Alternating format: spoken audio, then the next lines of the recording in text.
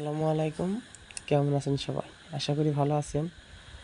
দীর্ঘদিন আপনাদের মাঝে কোনো ভিডিও পোস্ট করি নাই। আমি একটু অসুস্থ ছিলাম। যাক এখন আলহামদুলিল্লাহ। আজকে আমরা গেছিলাম আমাদের ধানের জমিতে। এখন বর্ষার সিজন। চারিদিকে বন্যার পানিতে থই থই, কিন্তু আমাদের এলাকায় এখনও ধান চাষ হচ্ছে। আলহামদুলিল্লাহ, আল্লাহর শুকরিয়া। আল্লাহ পাক আমাদের যথেষ্ট পরিমাণ সুন্দরভাবে ধান চাষ করার জন্য সুযোগ দিছে। তো ধানের জমিতে দেখলাম যে একটু পোকা লাগছে, যেটাকে আমরা বলি উই পোকা।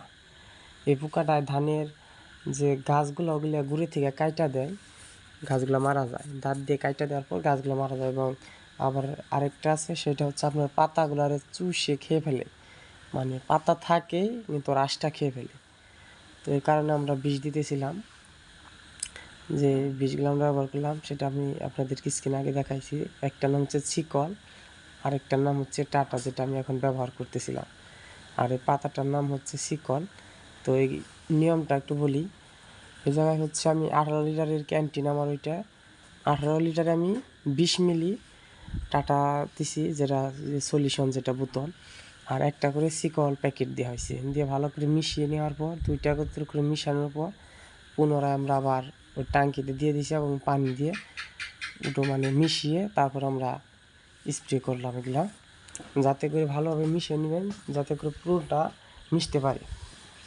এরকম সমস্যা যাদের হয় তারা এগুলো ব্যবহার করলে মোটামুটি আলহামদুলিল্লাহ জায়গা, কারণ আমরা দীর্ঘদিন ধরে এটাই করতেছি। টাটা বিষটা আমি সবসময়ই এটা সাজেস্ট করি। এটা এমাগিন কোম্পানির একটা বিষ, এমাগিন। এই বিষটা আপনি ভুট্টা গাছে, সিম গাছে, বেগুন গাছে, যে কোনো সবজিতে ব্যবহার করতে পারেন। টাটা বিষটা খুব কার্যকারী এবং এটা খুব খারাপও। যদি আপনার প্রশ্বাসের সময় যদি আপনার নাকের ভিতর দিয়ে যায়, তাহলে আপনার মাথা ব্যথা, বমির ভাব হতে পারে। এবং ওইগুলো খাওয়ার মানুষ যদি এগুলো খায়ও, তাহলেও কিন্তু মৃত্যু একেবারে খুব কাছে এসে পড়ে। তো সবাই সাবধানে এই বিষগুলো ব্যবহার করবেন। আমি বিষগুলো স্প্রে করতেছিলাম ভালো করে ভিজিয়ে গাছগুলো দেওয়ার কারণে, যাতে একটু গাছগুলো ভিজে এবং নষ্ট না হয়, কোনো পাড়ার গাছে নষ্ট হয় সেরকম লক্ষ্য করতেছিলাম।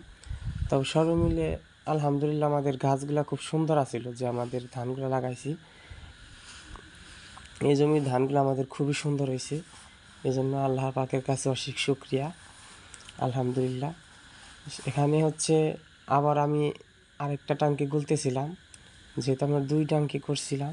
2টা শিকল নিয়েছিলাম এবং 2 মুখা করে টাটা বিষ দিছিলাম।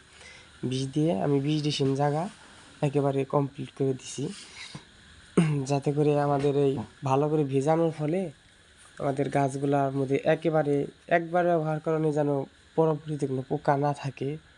এই জন্য আমি একটু বেশি পানি দিয়ে, একটু মাত্রা বেশি দিয়ে করতেছিলাম। এবং বিষ ব্যবহার করার সময় আপনি যে কোনো বিষই ব্যবহার করেন, সবজি, ধানে, ভুট্টা, সবসময় খেয়াল রাখবেন প্রচণ্ড রোদেও দেওয়া যাবে না এবং আপনার বৃষ্টির সময় দেওয়া যাবে না।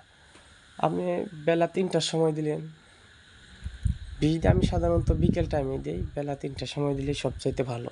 কারণ আপনি প্রচণ্ড রোদ 1টা, 12টা, 11টার সময় বিষ দিলে এগুলো বিষ কার্যক্রম ওরকম হয় না। আরেকটা কথা বলি, বিষটা আপনারা ব্যবহার করবেন 1 ঘন্টা মোটামুটি শুকনো থাকলে।